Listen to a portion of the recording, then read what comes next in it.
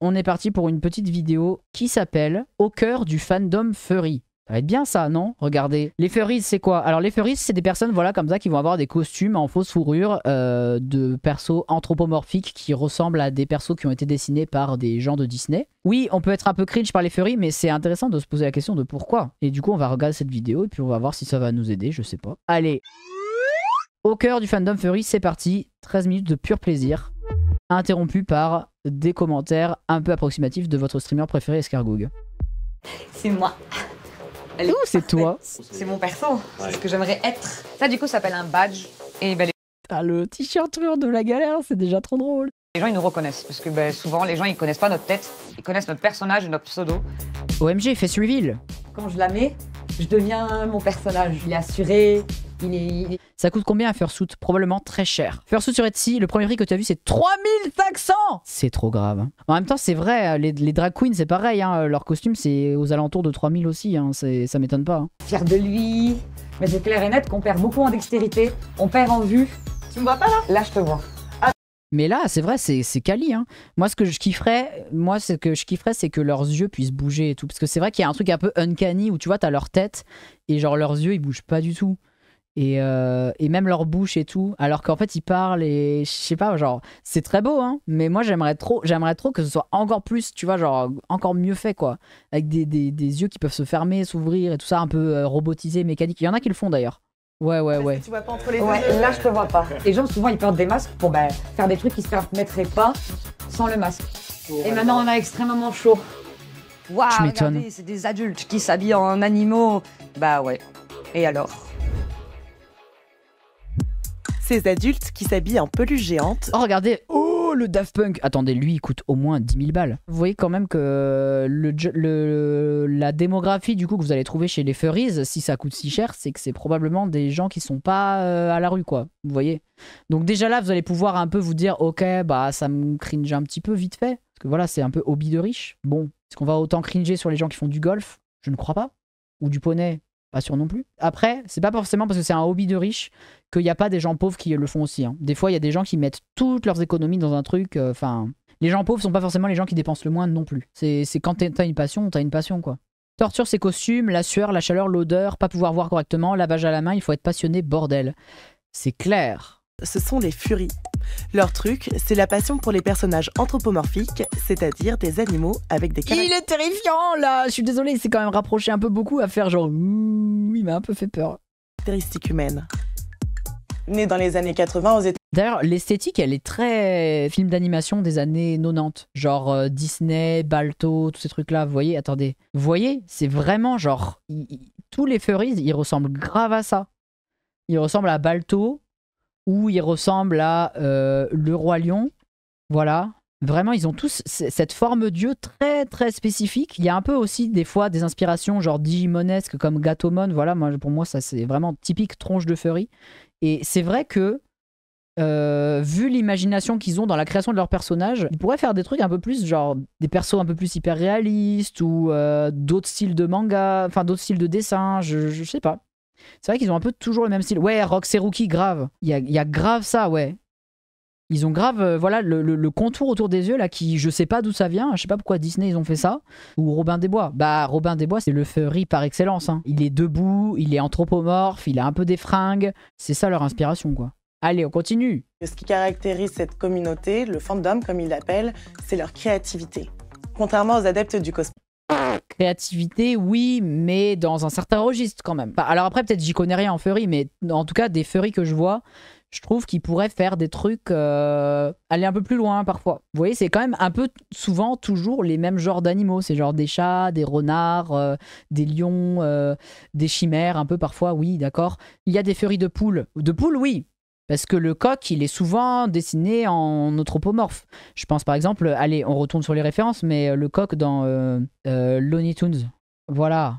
Donc, des coqs anthropomorphes, il y en a. Et donc ça permet aux furries d'avoir des références. Des poulpes aussi, même d'araignées, il y a vraiment tout ce que tu peux imaginer, c'est assez fou. Dans ce cas-là, c'est parce que j'y connais assez mal, mais je trouve que la partie, on va dire, émergée de l'iceberg, c'est un peu toujours la même esthétique, le même lore, les mêmes genres d'animaux. Alors après, je pense qu'effectivement, quand tu t'enfonces dans l'iceberg, là, tu vas pouvoir trouver des furries alternatives et alternatifs. Pourquoi ça vous cringe? Bah, en fait, je pense que c'est le même truc un peu que genre les personnes qui vont par exemple avoir peur des clowns ou je sais pas, avoir peur des drag queens. C'est un peu bizarre d'avoir peur des drag queens, mais bon, j'imagine que ça doit exister. Et faut se poser la question de pourquoi en fait? Ou pourquoi vous êtes dérangé? Qu'est-ce qui vous dérange en fait dans ça? Essayez de le verbaliser parce que moi ça m'intéresse aussi d'avoir des gens qui sont un peu anti-furry et de comprendre pourquoi. Moi je suis pas anti-furry. Je trouve que leur imaginaire, voilà, comme en fait, tu vois, c'est comme les fans de Seigneur des Anneaux, tu vois, genre je suis pas anti-fan de Seigneur des Anneaux, des fois ils sont un peu cringe, je trouve leur imaginaire assez limité, mais bon, bah ça me dérange pas qu'ils existent, quoi. Pour résumer, c'est juste aimer les corps humains à tête d'animaux. Alors non, pas du tout. Quand t'es furry, tu te, entre guillemets, déguises en l'animal. C'est pas les aimer, c'est juste genre tu construis ton personnage, tu te fais un fursuit, donc tu te fabriques en fait un costume que tu vas pouvoir revêtir. Vous voyez ce que je veux dire? C'est comme les drag queens qui se mettent en drague en fait, qui se transforment par le maquillage, les perruques, les habits, l'attitude et tout ça. Et ben les furries c'est pareil. Tu détestes ne pas avoir la tête d'une personne avec qui tu parles premier degré. C'est vrai? C'est vraiment juste ça le problème? Tu détestes le téléphone? Ok, après moi je trouve qu'il n'y a pas que la tête ou le visage qui en dit long sur ta façon de penser et de t'exprimer. D'ailleurs les furries vont souvent avoir des gestes très théâtraux, notamment un peu à la Casimir, vous voyez le personnage de Casimir, ils vont être vraiment genre oh, oh, oh, et ils vont faire des trucs comme ça et pour bien que tu comprennes leurs émotions quoi. Voilà, ils peuvent être en furry ou pas être en furry, ils peuvent se servir de leur personnage furry pour réussir à faire des choses qu'ils feraient pas normalement et aussi les influencer dans leur vie de tous les jours. Je pense qu'il y a une communication il y a un vase communicant entre la personne que tu es et le furry que tu es. Bien sûr que quand ils sont dans la vie de tous les jours, ils sont comme toi et moi, tu vois. C'est un perso. On joue tous et toutes des rôles. Tu ne compares pas pareil quand t'es avec ta maman que quand t'es avec ton patron. On a tous et toutes des personas, des personnalités qu'on adopte plus ou moins selon les situations et puis qui nous mettent plus ou moins en danger ou qui nous mettent plus ou moins en confort. Voyez les furries comme une extension de plus et une façon de plus d'être un personnage. Après, évidemment que comme dans toute communauté, il peut y avoir des dérives. Des dérives notamment sur le cul, des dérives sur le fétichisme, des dérives sur les opinions politiques, etc., etc. Oui, bien sûr, probablement. Non mais je suis d'accord, c'est très uncanny, bien sûr. Mais même les cosplayers, hein, là, ils disent, contrairement aux cosplayers, ils sont en train de parler des cosplayers, moi-même les cosplayers, des fois je me dis, bon bah, bizarre quand même. Ellie, c'est ce truc, c'est mon personnage dans le fandom Fury. Et Leila, ben, c'est moi, comme je suis, c'est deux facettes d'une même pièce. Ce qui dérange les gens, c'est surtout la sexualisation du truc. De quoi qu'il y ait des furries qui puissent vouloir avoir des relations sexuelles en tant que furries. Ils ont pas autre chose à foutre, ils ont pas un autre combat. Peut-être parce que dans la communauté des furries, il y a plus d'acceptance et que donc du coup, les personnes LGBT peuvent plus facilement faire leur coming out ou ont plus facilement d'outils pour faire leur coming out. Je me dis que ça peut être ça et que c'est pas forcément corrélé, je sais pas. Hein. Tu penses que la sexualisation des furries, ça ramène le sujet de la zoophilie par extension? Ah, ben alors oui, ça c'est une autre affaire. Et donc dans ce cas-là, effectivement, on peut se poser la question. Mais ouais, non, je pense pas que quand tu es un furry et que tu as des relations sexuelles avec un autre furry, tu te dis que tu baises un animal, je pense pas. Comme quand par exemple tu fais du BDSM, t'as pas vraiment envie de faire mal à ton ou ta partenaire, tu vois. C'est pareil. La relation sexuelle, ça peut aussi être un jeu dans lequel, ben voilà, il y a des rôles et il y a du roleplay, etc., etc., quoi. C'est une forme d'évasion aussi. Après là, je fais peut-être des amalgames dégueux et désolé, je suis pas forcément renseigné de ouf sur les furries non plus par rapport aux puppies et par rapport aux furries, mais excusez-moi si je fais des amalgames. Passionnée d'art anthropomorphique, elle travaille en tant qu'illustratrice pour la communauté. Elle dessine les alter-ego animaliers, ce qu'on appelle les fursonas, qui sont souvent une sorte de projection d'un idéal de soi. C'est tout un zoo qu'il faut dessiner avec chacun leur personnalité. Les gens, ils y ajoutent tous leur petit grain d'originalité. C'est super satisfaisant quand les gens ils viennent te voir en tant qu'artiste spécifiquement pour avoir ton style artistique. Un dessin de toi. Des fois, ils ont une histoire. Moi, c'est ça qui m'étonne parce que je trouve que leur style, il est pas giga marqué non plus. Mais après, peut-être j'y connais rien. J'ai un peu l'impression que Yel dessine un peu tous pareil, quoi. Histoire, leur perso, du coup ils sont super fiers de me dire que oui, mon perso c'est un chevalier et après là j'aimerais bien qu'il revienne d'une bataille ou d'un truc comme ça, il est fatigué et tout. Ouais, et coup, voilà, pareil, voilà, imaginaire assez basique au final, quoi. Vous voyez un peu le genre de lore dans lequel ils sont. Ah ouais, moi mon chevalier il serait blessé et tout, enfin c'est vraiment, ils se font des fanfictions mais je sais pas, il y a rien de dingo, quoi. Mais je pense que c'est pas mal pour les personnes qui ont pas beaucoup d'imagination. C'est pas méchant hein, ce que je dis. Hein. faut pas le prendre mal. Hein. Tout le monde n'a pas forcément une imagination débordante de dingue. Comme les gens qui vont, par exemple, je sais pas moi, faire du tricot ou des bracelets brésiliens ou des trucs comme ça, vous voyez. Ou c'est des gens qui vont se dire ah ouais, je suis en train de faire des loisirs créatifs, mais souvent c'est des personnes qui vont avoir assez peu d'invention et beaucoup s'appuyer sur des modèles, des trucs déjà existants, etc., etc.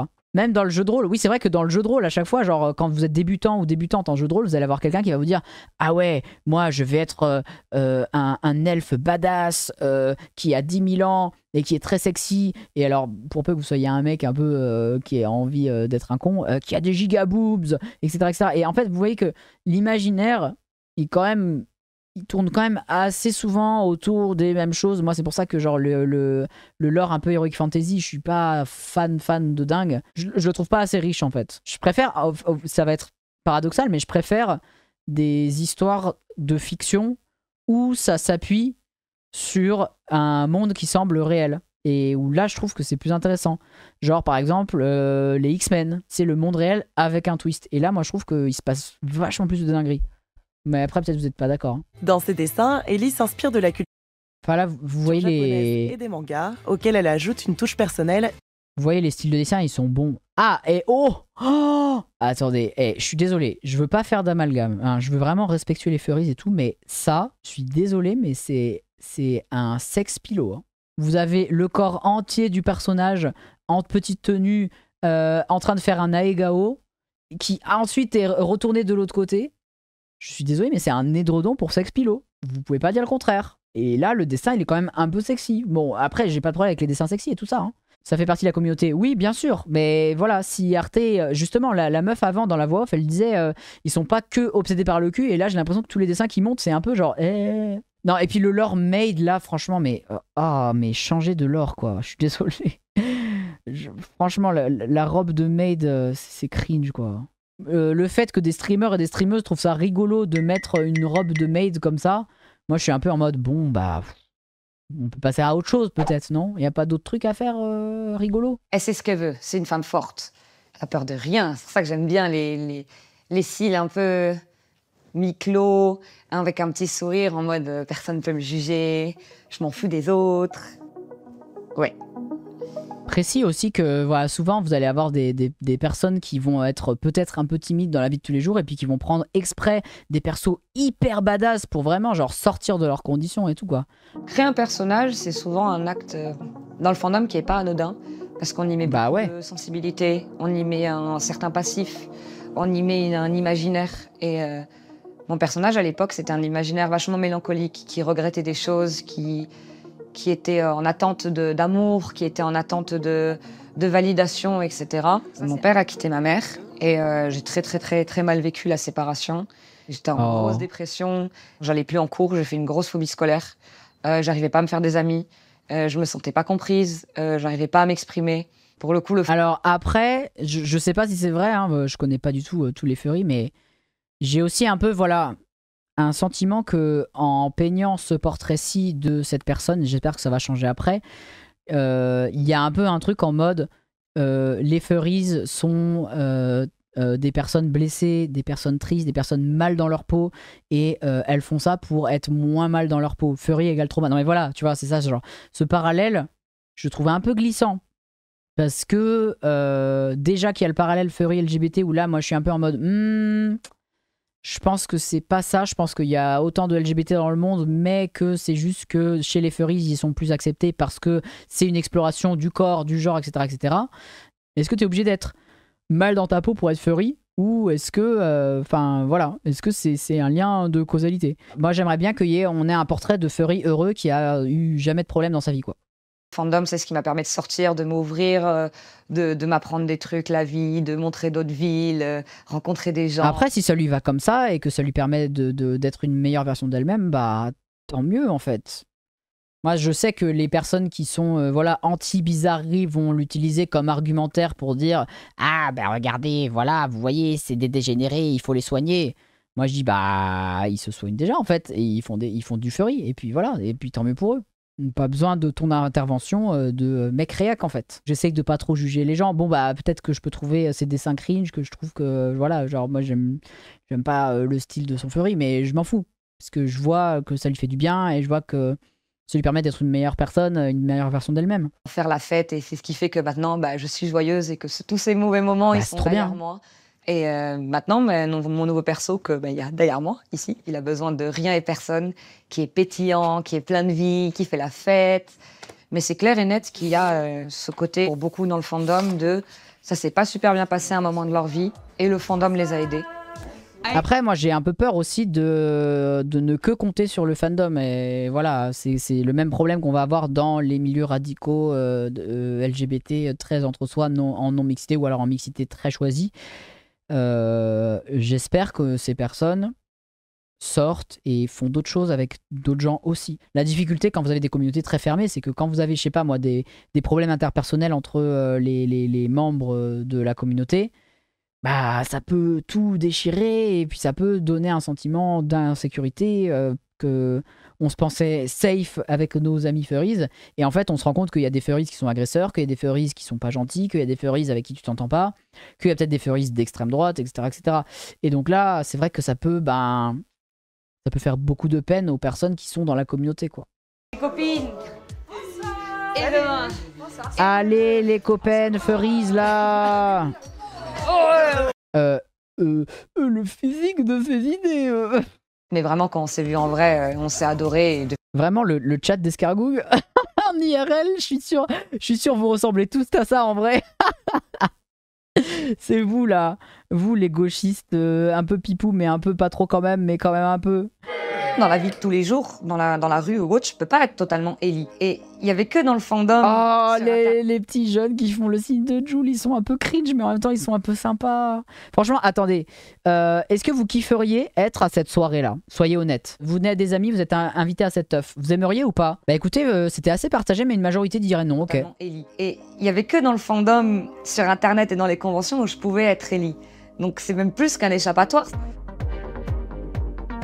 La petite musique, elle est sympa.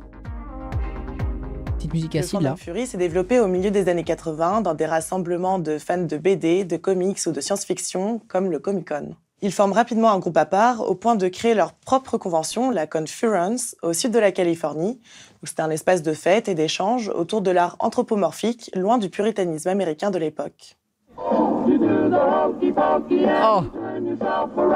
Oh. En créant ces personnages... Franchement, ils sont plus gauleries les furries old school, hein, je trouve. Vous avez vu? Ils ont des tronches différentes là. Regardez, lui, il est hyper réaliste, on dirait un Chewbacca.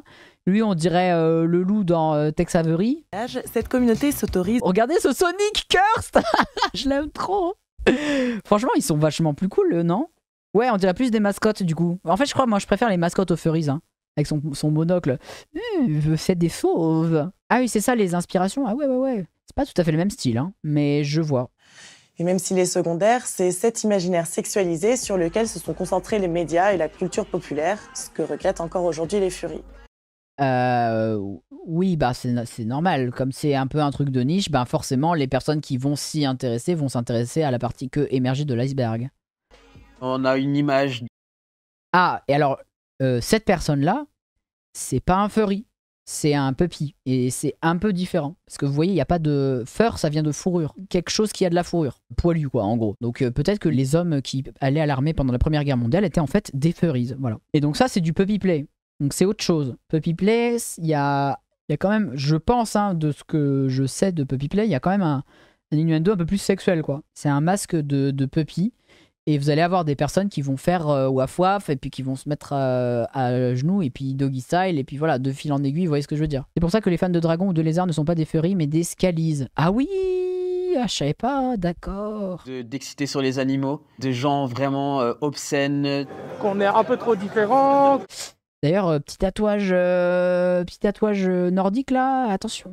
Je sais pas, j'y connais rien. Je sais juste qu'il y a des runes nordiques, que le sanglier il est tagué dans un d'extrême, mais je sais pas. J'ai pas envie de faire d'amalgame, ça se trouve c'est une personne très très bien, tout rapport, très pro-Palestine, on n'en sait rien. C'est dangereux pour les familles. On n'est pas là pour faire peur aux gens, quoi. Oui, c'est de les amuser. J'adore le tout petit micro. Attendez, regardez, j'aime trop genre l'énorme gueule du loup. On n'est pas là pour... Regardez, l'énorme gueule du loup avec le tout petit micro, j'aime trop. La personne en question, elle n'est pas nazie, t'inquiète. D'ailleurs, elle va bientôt transitionner. Ah, putain, on a tous les lores. Merci, on a tous les bails là, c'est super. Faut lui dire de venir sur les streams d'Escargoug. Ah, enfin une furry ou un furry qui a une esthétique un peu différente. C'est pas très joli, mais ça nous change quand même. Malgré cette médiatisation négative, la communauté furry n'a pas arrêté de grandir. Les conventions se sont multipliées aux États-Unis, au Canada et en Europe. Je me suis rendue à l'une d'entre Bon, ça fait longtemps déjà, ils ont l'air de dire que c'est un truc nouveau, c'est pas du tout nouveau. Ah ouais, Arte ça paye même pas des trains, ça paye que des Wigo. elles à Lyon, la Fauntastique, qui réunissait près de 500 Fantastique. Allô, Trex. Elle est trop goofy cette personne là, j'aime trop. C'est un Oh peu mais non mais pas encore les costumes de maître, j'avais dit on arrête. Oh, font chier. comme un gosse qui va dans Disneyland, quoi. C'est oh, trop bien. Bon bah là, ça aide pas à contribuer au fait qu'on puisse ne pas infantiliser les fleuris en fait. Hein. J'ai dit les fleuris, les McFlurry, c'est n'importe quoi. Quand tu dis que vous êtes comme des gosses, faut choisir sa formule, hein, sinon vous savez comment ils sont les journalistes. Hein. Ils prennent n'importe quel mot et puis ils l'interprètent, alors faites gaffe à vous. Hein. Sur place, on se rend compte de l'importance de l'art anthropomorphique avec toute une salle dédiée à la vente de peintures, de costumes, qu'on appelle les fursuits, et de tout un tas d'objets liés à cet imaginaire. Ah ouais, c'est clair que comme dit dérivé, il y en a un. Il travaille en tant que photographe de mode à Paris, mais sa vraie passion, c'est prendre des photos de furie. T'as un chat, on te dit de pas toucher. Après, ils disent pas forcément qu'il est un furry, lui, hein, dans le documentaire, mais bon, bref. Cette convention, comparée aux autres, elle est très revendiquée kink-friendly. Ah, bah, Arte, ils sont pas allés à la bonne, alors. Je suis à ce verre-là, je le renverse pas, mais toi t'es en mode non, je m'en fous, je le fais comme Putain, lui, il a des trop beaux yeux, hein. Lui, il fait penser à Téléchat, il me fait trop rire. même. Ok? Super, ouais, parfait. Enfin, lui ou elle, d'ailleurs, je sais pas. Nickel. J'aime bien. Elle est un peu gaze, sa photo, non? Enfin, je sais pas. Pourquoi le chat, il est comme ça sur la table et il fait ça? Je sais pas. Je trouve que... Enfin, l'idée est bien, mais je pense que la réalisation est un peu gaze. Même si je suis quelqu'un de timide, avoir un appareil photo dans les mains, ça m'aide vraiment à sociabiliser avec les gens. Ah ouais, j'en étais sûr que la photo, elle serait gaze, regardez. Déjà, le fond derrière, il y a trop de bazar. Je pense que t'aurais pu faire mieux. Les photos Fury, pour moi, c'est plus dans le feel Une good. passion. Est-ce que tu pourrais peut-être remonter un peu plus vraiment le côté artistique où je peux me permettre d'exprimer une pensée, un feeling, une histoire. Ça peut marcher aussi. Je veux pas vendre. Elles sont cool là, enfin, c'est plus cool déjà les photos. Il y a déjà plus une vision, je trouve. Je veux juste représenter une personne, un Après, j'aime pas trop le costume, mais bon, respect. Hein. personnage, un univers. Je me permets d'explorer de nouveaux styles, de nouvelles façons. Ouais, c'est ça, c'est un photographe de ne serait-ce cosplay, que de ni jouer plus ni avec moins. la lumière, de jouer avec les poses, de jouer avec les personnalités. Ah, elle est cool cette photo là. Ça fait une pure silhouette, on dirait vraiment un Crash Bandicoot quoi. Le jean est très beau aussi. Vous avez vu, je vous avais dit jean t-shirt que ça pouvait être bien. Vous n'êtes pas obligé de mettre le fursuit. Mais vous avez vu, là c'est très simple. Hein. C'est t-shirt noir, jean un peu cool, bonne ceinture et pur style. C'est juste que je trouve le masque il est trop compliqué quoi. Les gens, et qu'on voit aussi dans la photo que cette personne a été suffisamment à l'aise pour poser devant moi. Pour moi, dans mon cas personnel, c'est une photo réussie. C'est clair. Lui, c'est Arson, et c'est par la découverte de l'univers Fury qu'il a accepté sa transidentité. Let's go one of us. Il m'a donné une interview en fursuit parce qu'il n'a pas encore fait son coming out. Par rapport à mon genre, oui, je trouve que c'est plus facile d'assumer avec ce costume plutôt que sans. Donc j'ai voulu prendre des espèces un peu agressives, le dragon, le requin, ça fait quand même un petit peu plus peur qu'un chien. Donc j'ai pris ces espèces-là pour que ça aille avec ce qu'il est, et ce que je suis un peu aussi. Chaque fursuit est unique. On appelle celles et ceux qui les fabriquent les furbuilders. Oh, vous avez vu, regardez! Je vous avais dit, les yeux qui bougent, c'est trop bien ça. C'est hyper stylé que ça existe. J'adore. Mia Miu, experte pour reconnaître ces symboles. Alors moi, je vois une personne qui a l'air d'avoir de l'assurance en soi. Ta fursuit va apparaître. Let's go! Et aussi ce petit nous dis côté quand, un petit peu vénère, un petit peu rebelle, qui veut montrer une autre facette de... Quand même, vous avez vu, la réalisation, elle est nickel. Hein. On dirait vraiment des peluches, en fait. C'est vraiment... T'as l'impression que c'est des gens qui se déguisent en peluche, quoi. C'est le chien sur la page de gauche du portfolio. Ok, attends, on va mater. Ce qu'il est à l'intérieur. On va être sur pause. Pour commencer, quand la personne elle arrive... Toi aussi, t'as les yeux qui bougent comme le chat, là? C'est génial, ça. Ça doit coûter hyper cher. Avec son illustration, je la redesign sous... Mais c'est Yoshi! T'as rien redesigné du tout, Mago. C'est juste un Yoshi avec une perruque de punk. Un propre style. Ah, c'est comme ça qu'ils font. Ils font avec du scotch. Ah bah oui, bien sûr. Les drag queens font pas mal ça aussi. Et les cosplayers aussi. Comme pour faire un moule en quelque sorte. Bon, par contre, il faut pas grossir, quoi. Petit à petit, ça crée le personnage. Que c'est quand même beau de voir une illustration qui passe à grandeur nature et qui peut être portée et Elle est trop bien, la bande-son de ce docu. s'amuser avec tous les jours, quoi.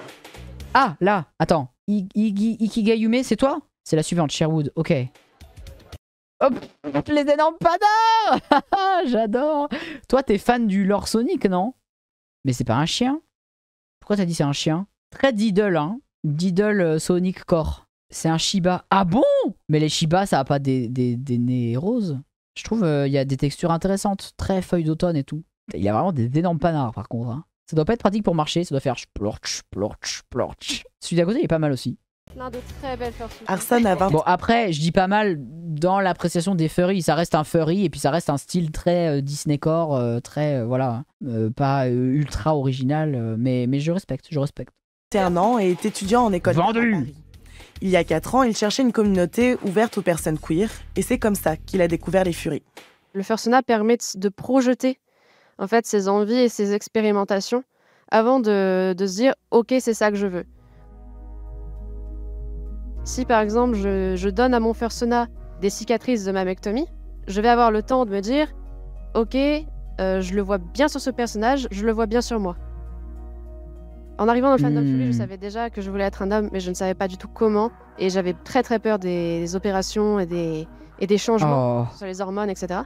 T'as pas besoin d'être un furry pour t'en renseigner là-dessus, mais oui, ok. m'a permis d'explorer et de voir différentes personnes J'aime bien ces chaussures. qui étaient par exemple à certaines étapes de leur transition, voir ce que ça leur changeait dans leur corps, dans leur façon de parler.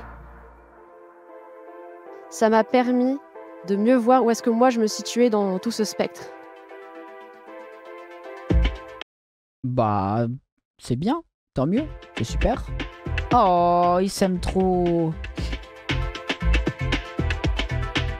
Quand j'ai commencé à m'intéresser aux furies, Bon, est-ce que vous aimeriez être à cette fête? Oh. On te voit même IRL en fond sur le défilé à la fin dans le public avec le béret rouge. Ok, attends, on va mettre sur pause comme il faut là. je n'avais pas pensé qu'un personnage imaginaire pouvait à ce point influencer l'identité de ceux qui le créent. Mais au fond, c'est peut-être pour ça Ah, mais là c'est furry plus puppy play, on dirait, c'est marrant. que leur C'est, créativité full est mélange. utilisée pour comprendre leur communauté. Mais attendez, ils vont nous faire une compétition de voguing là. Death drop. Pouh. Vraiment, on dirait ça là. On dirait qu'ils font une compétition de danse et tout. C'est trop bien. C'est en repoussant les limites de leur imagination qu'ils arrivent à se Ah voilà, et là ils mélangent tout. Il y a des pupilles réinventer aussi. eux-mêmes.